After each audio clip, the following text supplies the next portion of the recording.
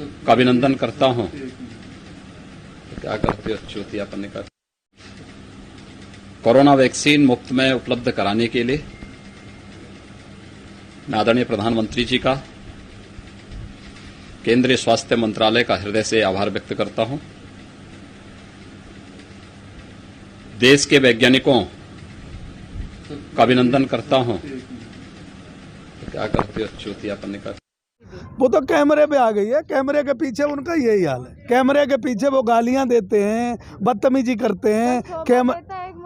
मुख्यमंत्री को ये सब इनके भारतीय जनता पार्टी के मुख्यमंत्री को, भारतीय जनता पार्टी के कार्यकर्ताओं को, भारतीय जनता पार्टी के नेताओं को सब शोभा देता है, क्योंकि उनकी पैदाइश यही है, उनकी नस्ल यही है, उनका काम ही यही है। क्योंकि सरकार में तो उनके लिए तो ये सब नॉर्मल सी बात है, क्योंकि हमारे मुख्यमंत्री जो हैं वो नशा करके कुछ भी यूपी के मुख्यमंत्री जी जो मीडिया के ANI मीडिया का जो एक पत्रकार था उसके साथ गाली गलौज कर रहे थे, तो उसके लिए चौरसिया साहब स्पष्टीकरण दे रहे हैं कि जो लास्ट के 5 सेकंड का वीडियो है वो एडिटेड है।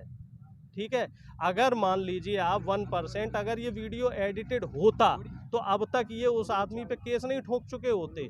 जिस चीज़ में ये लोग माहिर हैं ये अब तक केस नहीं कर रहे होते।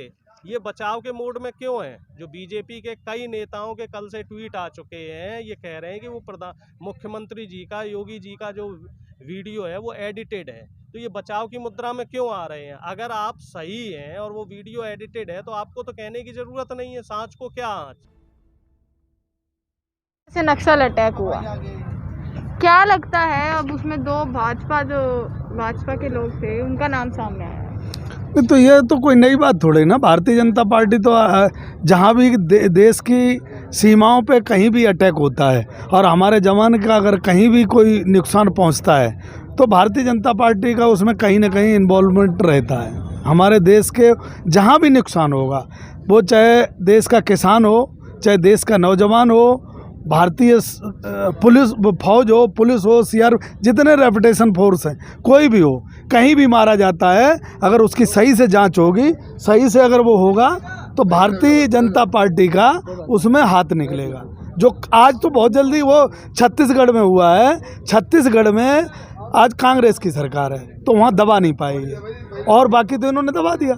जहाँ भी पुलवामा अटैक हुआ वहाँ इनका राज्यपाल बैठा था और राज्यपाल के माध्यम से आज दिन तक दबाने की कोशिश की गई। उन चौकियों को ख़त्म करने का काम किया गया था। वो 250 किलो आरडीएक्स जो आई थी वो कहाँ से आई थी वो पता नहीं लगा। देवेंद्र जो पकड़ा गया था उसका पता नहीं लगा। NIA ने रिपोर्ट दाखिल नहीं की। देश कह क्या रहा है? यही तो कह रहा है कि भारतीय जनता पार्टी जब भी कहीं इलेक्शन होता है तो हमारे जो किसान का बेटा जवान है जो हमारी सीमाओं पर लड़ रहा है उसको मरवाने का काम करती है, उससे लाभ लेने का काम करती है। इसीलिए हम कहते हैं कि भारतीय जनता पार्टी को देश से कोई मोहब्बत नहीं। वो लाशों पे बॉडी पे चढ़ के और राजनीति करना चाहती है देश के जवान की, जिसका हमें फ़ख्र होता है। हमारी सीमाओं पे वो अपनी जान कुर्बान करते हैं, लेकिन जब देश के अंदर गद्दार बैठे होते हैं तो बहुत दुख होता है। और देश का प्रधानमंत्री 2 शब्द नहीं बोलता, चाहे वो किसान हो चाहे जवान हो। और आज देख रहा था मैं, प्रेस कॉन्फ्रेंस कर रहे थे छत्तीसगढ़ के मुख्यमंत्री और अमित शाह जी के मुँह से जो है मुस्कुराहट निकल रही थी देश के जवानों के लिए जो शहीद हुए उनके लिए। क्या इनको कहें, जो भी कहें, इनको शर्म आती है देख के सत्ता में बैठे लोगों को। इनको गुजरात से तो कोई शहीद होता नहीं, ना ही गुजरात का कोई इनका बस गुजराती अगर कहीं सफल है तो बिजनेस में है, और बिजनेस में भी देश बेचने के लिए बस, या देश खरीदने के लिए। आर्मी में इनकी देशभक्ति कहाँ चली जाती है? किसी भी फोर्स में देशभक्ति कहाँ चली जाती है? सीमा पे शहीद होने के लिए इनकी देशभक्ति कहाँ चली जाती है? बस इन्हें बेच लो, रेलवे इनको खरीदवा लो, इनको लाल किला, जितनी ऑर्डिनेंस कंपनियाँ हैं वो बस ये बेचने के लिए और ख़रीदने के लिए देशभक्त हैं। बाकी इनकी देशभक्ति पर मुझे हर जगह शक है। पर अब कहा जो गया है, एक पर्चा जो है वो जब जैसी गृह मंत्री वापसी हुई तो एक पर्चा निकला जिसमें कहा गया है वो नक्सली जो है वो किसानों का भी समर्थन दे रहे हैं। अरे नक्सली किसानों का समर्थन दे रहे? भारतीय जनता पार्टी नहीं दे रही, हमें उससे क्या मतलब? अगर समर्थन नक्सली दे रहे हैं तो इसका मतलब ये थोड़ा ही है कि नक्सली हमला करेंगे, नक्सली देश के जवान को मारेंगे। इसका सब किसानों से कोई लेना देना नहीं है। अगर नक्सली न किसी ने हमारे किसानों पे अटैक किया है, तो उनको भारतीय जो हमारी भारत की सरकार है उसको तुरंत एक्शन लेना चाहिए। इससे किसानों का कोई लेना देना नहीं है। समर्थन कोई दे ना दे, किसान कमज़ोर नहीं, किसान अपनी लड़ाई लड़ने में सक्षम है। लेकिन भारत की प्रभुता पे और भारत के कोई संविधान पे या भारत की सेना पे कोई हमला करेगा, किसान उसके साथ नहीं है। ना ही किसान को ऐसी सहानुभूति चाहिए किसी की। मैं अपनी तरफ से क्लियर करता हूँ। आपने एक वीडियो देखी होगी जो कल ही जारी हुई है, ANI की तरफ से वो वीडियो आई थी योगी आदित्यनाथ की, जिसमें वो गाली जो है उन्होंने दी है, जो पत्रकार था उसको उन्होंने गाली दी। वो तो कैमरे पे आ गई है, कैमरे के पीछे उनका यही हाल है। कैमरे के पीछे वो गालियां देते हैं, बदतमीजी करते हैं।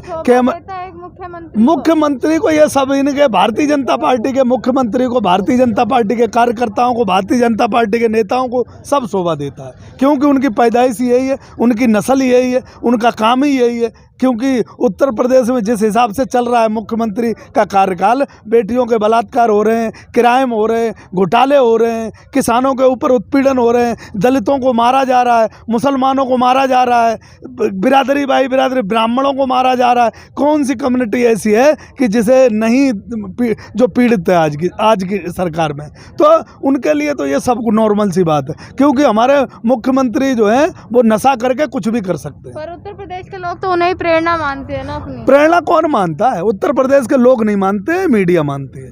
मीडिया प्रेरणा मानती है, उत्तर प्रदेश का कोई लोग नहीं मानते। और उत्तर प्रदेश में सर्वे हुआ था, उत्तर प्रदेश नहीं जी न्यूज़ वालों ने और इन्होंने कराया था, आधे रास्ते से ही हटा लिया था अपना सर्वे। ये ने गांव में निकल जाए ना, फिर अगर इन्हें प्रेरणा मानते हैं तो चले जाएं कहीं गांव में, शहरों में इनका कुछ थोड़ा बहुत है जहाँ इनकी शाखाएँ लगती हैं। हम कह रहे गाँव में चले जाए ना, पंचायतें करी तो थी, क्यों नहीं जा रहे?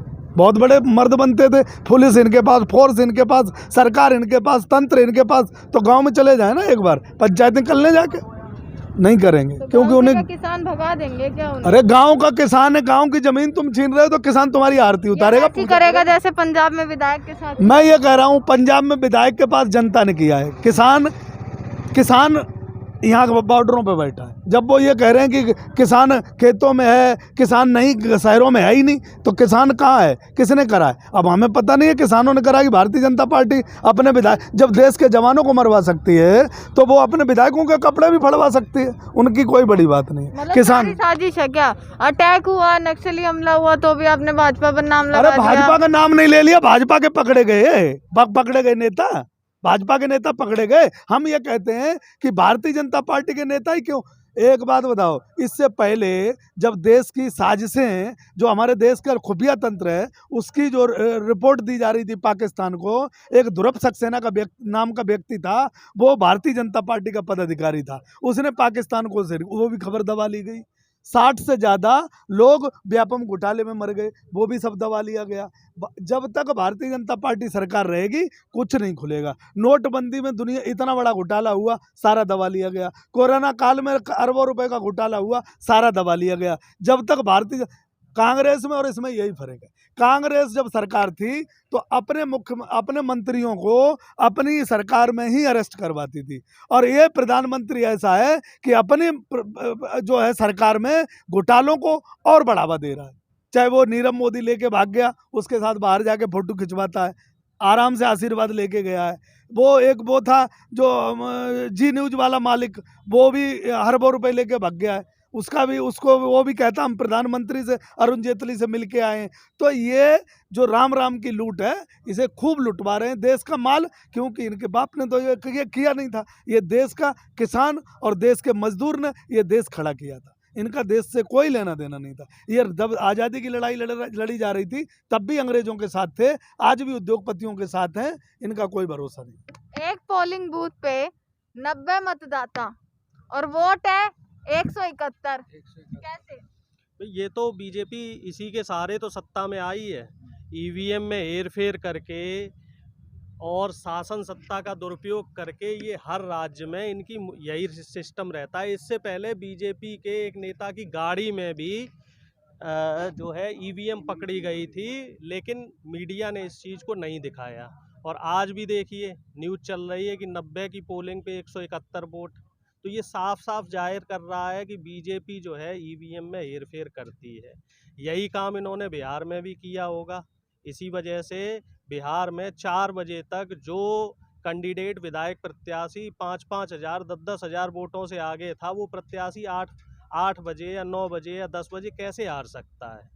तो ये इनका इस समय ऐसा सिस्टम इन्होंने बना रखा है, जितनी भी सरकारी एजेंसियां हैं, चाहे वो चुनाव आयोग हो, चाहे वो सीबीआई हो, चाहे वो ईडी हो, चाहे वो इलेक्शन कमीशन हो, कोई भी सरकारी एजेंसी हो, इनका ये दुरुपयोग कर रहे हैं। ये संविधान और लोकतंत्र के हिसाब से नहीं चल रहे हैं, ये अपनी मनमानी कर रहे हैं। इनको इन प्रकारेण चाहे कुछ हो जाए, भी सत्ता चाहिए, सीधे रास्ते से सत्ता नहीं मिलती है तो ये सत्ता के लिए किसी भी हद तक गिर सकते हैं। अब देख लीजिए, चुनाव के टाइम पे ही छत्तीसगढ़ में जो इन्होंने नक्सली हमला हुआ है, और उसमें कनेक्शन भी बीजेपी के नेताओं का निकला है।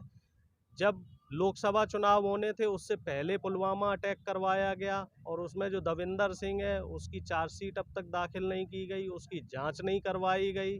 तो जब जब चुनाव का माहौल बनता है, ये लोग इसी तरीके से या तो सांप्रदायिक दंगे करवाते, हिंदू मुस्लिम करवाने की कोशिश करते हैं। जैसे अभी डासना में हिंदू मुस्लिम करवाने की कोशिश की थी, जो एक मुस्लिम बच्चे को वहाँ पानी पीने पे मारा पीटा गया था, लेकिन वो चाल इनकी नहीं चली तो इन्होंने नक्सली हमला करवा दिया। इनके पास 2 ही रास्ते हैं, इनके जो विकल्प रहते हैं सत्ता में आने के, वो 2 हैं। या तो हमारी सेना पे अटैक करवा दो, या फिर हिंदू मुस्लिम करवा दो। लेकिन अब इनके जो ये मंसूबे हैं, या इनकी आप ये कह लीजिए ये काले मंसूबे हैं, अब जनता धीरे धीरे समझ रही है। अब जो दूसरी बात आपने बताई थी कि वो पर्ची निकली है जो नक्सलियों वाली, जो आप कह रहे किसानों को समर्थन करने वाली, तो वो हो सकता है बीजेपी के नेताओं ने ही रखवाई हो, उसमें भी तो उनकी रजामंदी या उनकी मिली भगत हो सकती है। जब इतने बड़े बड़े जो अटैक हैं देश पे ये लोग करवा सकते हैं, तो ये छोटा सा काम ये लोग नहीं करवा सकते। अब बिल्कुल विश्वास उठ चुका है। अब 1 साल 2 साल पहले तक राफेल पे प्रधानमंत्री जी सौगंध खाते थे कि मैं ईमानदार हूँ और 1 रुपए का हेरफेर नहीं किया है। जो 500 करोड़ रुपए का राफेल था, 1700 करोड़ में प्रधानमंत्री जी ने खरीद फरोख्त हुई है उसकी, और अब वो विदेशी एजेंसी बता रही है कि उस राफेल में 1 मिलियन यूरो की दलाली, ये तो लिखित दलाली है कि लिखित में इतनी दलाली इंडिया की एक कंपनी को दी गई, ये सिर्फ दलाली दी गई। इसके अलावा पार्टी फंड में बीजेपी को कितना पैसा मिला उसका ब्यौरा अभी आना बाकी है। और ये किस एजेंसी ने दिखाया? फ्रांस की एजेंसी ने दिखाया। कौन सी मीडिया बता रही है? फ्रांस की मीडिया बता रही है। हमारी मीडिया क्या काम कर रही है? हमारी मीडिया यूपी के मुख्यमंत्री जी, जो मीडिया के ANI मीडिया का जो एक पत्रकार था उसके साथ गाली गलौज कर रहे थे, तो उसके लिए चौरसिया साहब स्पष्टीकरण दे रहे हैं कि जो लास्ट के 5 सेकंड का वीडियो है वो एडिटेड है। ठीक है, अगर मान लीजिए आप 1% अगर ये वीडियो एडिटेड होता तो अब तक ये उस आदमी पे केस नहीं ठोक चुके होते। जिस चीज़ में ये लोग माहिर हैं, ये अब तक केस नहीं कर रहे होते। ये बचाव के मोड में क्यों हैं? जो बीजेपी के कई नेताओं के कल से ट्वीट आ चुके हैं, ये कह रहे हैं कि वो मुख्यमंत्री जी का, योगी जी का जो वीडियो है वो एडिटेड है। तो ये बचाव की मुद्रा में क्यों आ रहे हैं? अगर आप सही हैं और वो वीडियो एडिटेड है तो आपको तो कहने की ज़रूरत नहीं है, सांच को क्या आँच। ये इसलिए घबरा रहे हैं क्योंकि इन्होंने हमेशा यही काम किया है। इन्होंने हमेशा जनता को छला है, इन्होंने हमेशा जनता के बीच में भ्रम फैलाया है, जनता को हमेशा अंधेरे में रखा है। चाहे वो देशभक्ति की आड़ में रखा हो, फर्जी हिंदुत्व की आड़ में रखा हो, चाहे इन्होंने विकास के नाम पे जनता को छला हो, चाहे इन्होंने रोजगार के नाम पे जनता को छला हो, इन्होंने हमेशा छलने का काम किया है। अब होता क्या है, जो आदमी हमेशा सबके लिए गलत करता है, जिसकी नीति मंशा नीयत गलत होती है, तो उनके साथ भी भगवान क्या कहते हैं ना, देर अंधेर नहीं है। तो अब इनके जो काले कारनामे हैं वो धीरे धीरे खुल के बाहर आ रहे हैं। अब इनकी जो कारगुजारियां हैं, पहले क्या था, जो हमारा आम आदमी था ये सोशल मीडिया पे उतना एक्टिव नहीं था। सोशल मीडिया पे जो चीज़ आती थी तो उसे सच मान लेता था। लेकिन इस बीजेपी के सोशल मीडिया ने इतनी फर्जी न्यूज़ें चलाई हैं, इतनी फेक न्यूज़ फैलाई हैं, चाहे वो 2014 से लेके अब तक देख लो, हर चीज़ को लेके इन्होंने फेक न्यूज़ फैलाई है। तो अब यहाँ की जनता समझ गई है, अब हर चीज़ की ये बारीकी तक जाती है, कोई भी खबर बीजेपी वाले फैलाने की कोशिश करते हैं, बीजेपी का आईटी सेल फैलाने की कोशिश करता है या नेशनल मीडिया उठाने की कोशिश करता है, तो उसकी तह तक जाते हैं। जैसे नेशनल मीडिया ने फरवरी में कई जो नेशनल चैनल थे उन्होंने ये तक बता दिया था यहाँ सुबह शाम या रात में आके खाली टेंट दिखा के कि आंदोलन खत्म हो चुका है। खूब दिखाने की कोशिश करी, लेकिन जनता ने भरोसा नहीं किया, जनता का भरोसा अडिग रहा। और वही भरोसा है जो भरोसा इस समय बीजेपी के दहशत बन गया है। जो जनता का भरोसा है ना, वही भरोसा बीजेपी के अंदर दहशत का माहौल क्रिएट कर रहा है। और इस भरोसे को आप देखना, वोट के जरिए इस समय बंगाल हो चाहे बाकी 4 राज्य हो बंगाल के साथ, वोट के जरिए इस बार जनता इनको करारा जवाब देगी। और आगे जितने भी राज्यों में चुनाव होंगे, चाहे वो यूपी का चुनाव हो या आने वाले लोकसभा चुनाव हो, सब जगह जनता इनको खदेड़ खदेड़ के बाहर निकालेगी।